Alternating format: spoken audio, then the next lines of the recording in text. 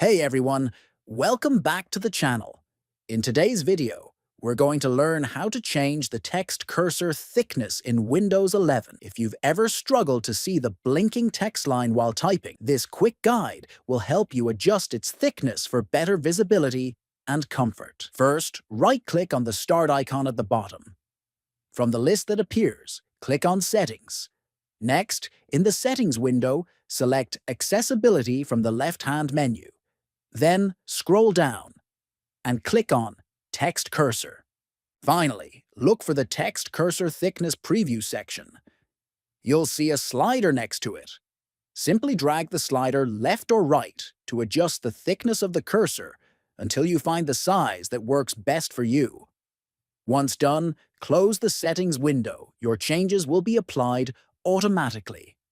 If you found this video helpful, don't forget to subscribe to the channel, like the video, and share it with others.